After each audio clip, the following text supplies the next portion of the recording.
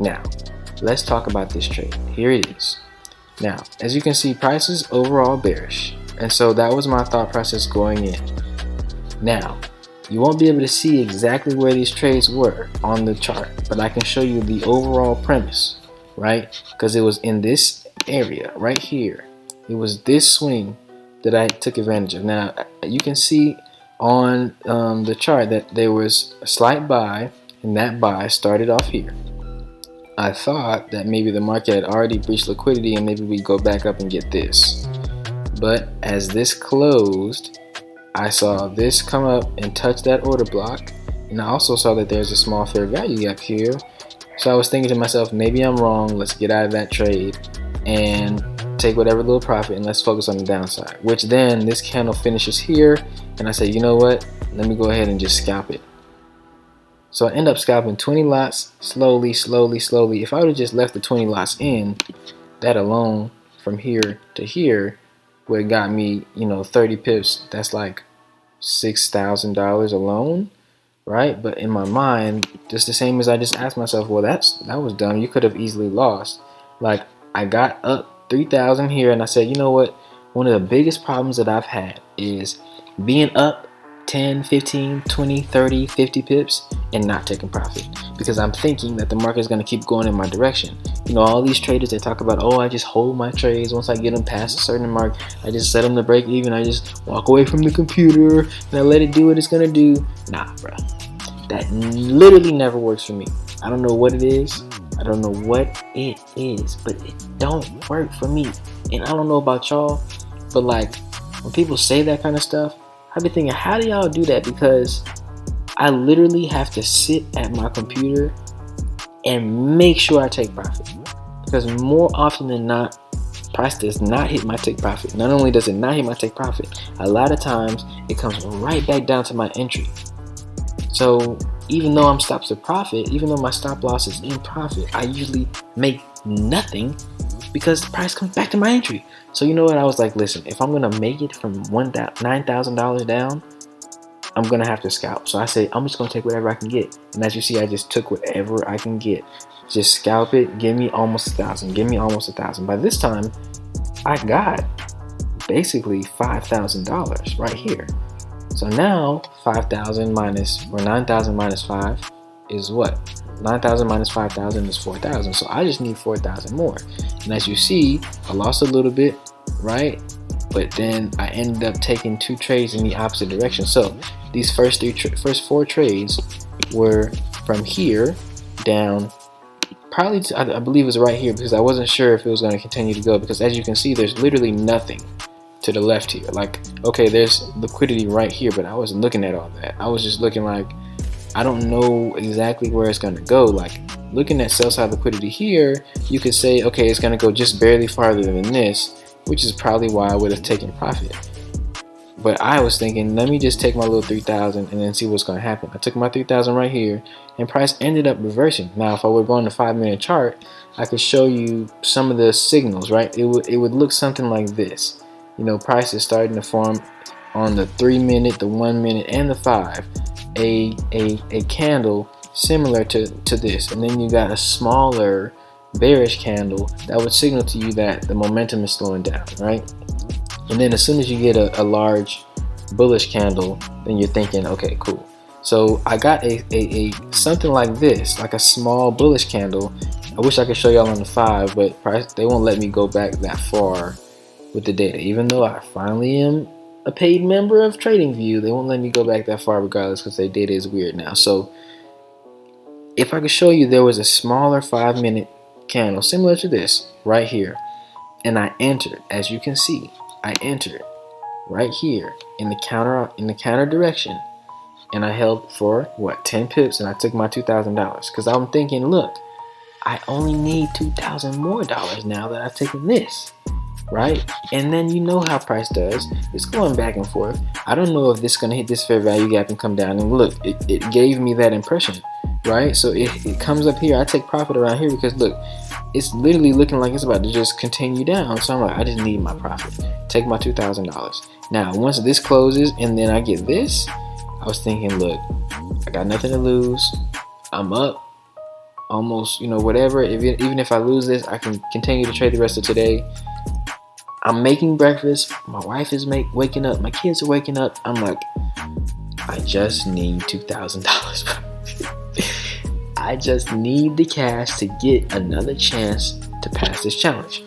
So I saw this, got in right here. Now, after I got in, price ended up going right here. I was thinking I wanted to come back up to where I was originally, taking sales, and maybe surpass these areas by side liquidity, right? Where I myself would have set my stops, right? But after I got right here, I had enough, right? I had enough to get just barely $146 over break even. So anytime you're down like that and you can get over break even, you're gonna get another chance to play the next month, take it. And that's what I did. I took it literally like right here. And then, actually no, I take that back. Not here, right here. So price hadn't even passed liquidity. And that's one thing that I've learned, like, what's the difference between like taking your profits here safely and taking them here? Okay, 5 to 7 pips. Do you know if price is gonna? You don't know if price is gonna actually purge that liquidity. Yes, it should. And if you have plenty of money in your account and you're not really worried about it, or if your stops are kind of screwed up and you're gonna make money anyway, okay, yeah, leave it. But in the situation like I was in, I needed the cash so I can get another chance. So I wasn't playing with it. Now I have since worked with myself to figure out what's that sweet spot for me. Like, to be honest, I want to allow price to get close to liquidity, but especially like if I were to see something like this candle here, and then you see this, like, I gotta get out to make sure that I have my profit, because I can always re-enter. You see this? Oh, I can always re-enter. That's the thing that people don't think about. Take your profit. You can always re-enter on what ICT calls a IOFED, or basically a small pullback where then price goes further faster, right? You can always re-enter on a small pullback as long as you get that confirmation with the engulfing candles, etc., etc. But take your profit, because at least you can say, if you miss out on taking the next trade, at least you can say I made $2,000, $4,000, $5,000, and then you can let everybody else talk. I don't even do none of that. Like, just give me my money and I'm cool. You feel me? So that's what ended up happening, and I was able to scout my way from $9,000 down by the grace and the blood of Jesus Christ. I was able to do it. Like, even though I end up, I talked to y'all in the previous video, like, I end up going 2 more challenges. So I end up going, that was the second challenge. So I got my free repeat again.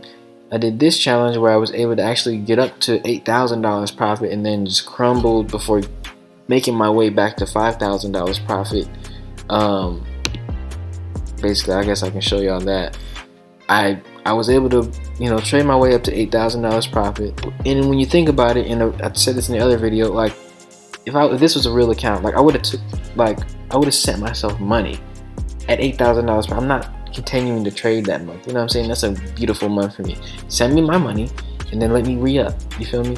But the fact that it's a challenge, you kind of got to keep trading, trying to get to the money, and then I just spiraled and ended up getting back to 5 before I was trying harder to get up to 10, and ended up coming back down. So I just said, you know what, let me just get my free repeat. And then finally I was able to pass the FTMO challenge on the 4th try. I thought the 3rd was going to be the challenge, but it was the 4th.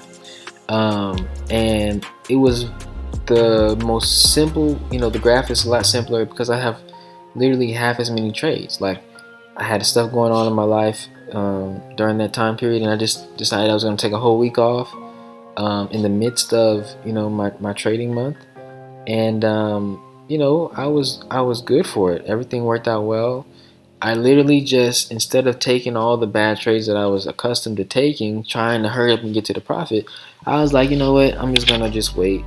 And that's what I should be doing every month, is just being like, you know what, I'm not taking more than 50 trades this month. And basically that would equal up to what, like 15 trades for 3 weeks of the month, which would be like 45 trades, and then only 5 trades during NFP weeks. That's good for me.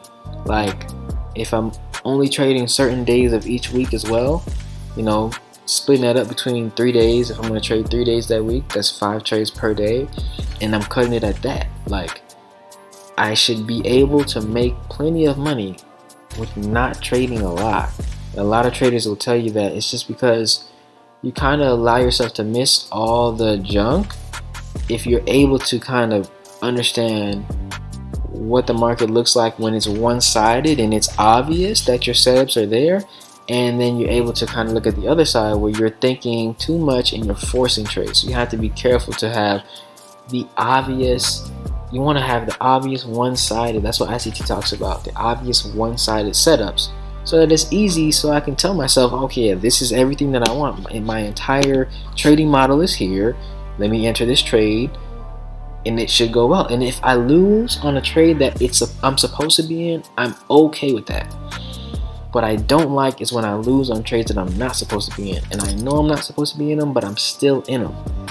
That's what I have to conquer to really become profitable, because in the months that I was profitable, I was in trades that I was supposed to be in, and if I lost, I was in trades that I was supposed to be in. So I was okay, and my psyche was good until I start spiraling, and at that point I just need to stop, take a week off, get back the next week, because I would rather lose a week than lose $4,000. You know what I'm saying? Let me lose a trading week, I can deal with that, then lose money and then me be like, alright, I can't take no time off, I gotta get this money back. You know what I'm saying? So it's a battle, and it's a mental battle, because odds are you probably have the skill set to execute in this market. You just need to choose your trades wisely. And that was the moral of, you know, me passing the FTMO challenge but failing the verification, is learning that lesson. So hopefully these 2 trades were cool to show y'all my, you know, some of my successes, and I hope to have some more successes like this in the future. So y'all keep following. I'm gonna be hopefully doing some more videos and trying to do a little bit more lives, daily market reviews, probably starting more so mid-September, because August is a little bit of a weird month and ICT tells us not to trade it, and I don't like going against a mentor, although sometimes I will trade. Like I traded in June, I traded partly in July. I feel like I could have gotten a lot, I could have executed better in July, but August is always hit or miss, July sometimes as well. So I'm going to pause, and then I'm going to kind of re-up, think about, you know, more opportunities for myself moving forward. So with that said, much love, thanks for watching. Please subscribe, check out some of the other videos on the channel. I'll put some of the videos that I was talking about where I kind of tell you the 5 things that I learned from the FTMO challenge here or somewhere on the screen. And yeah, y'all take care of yourselves. See y'all next time.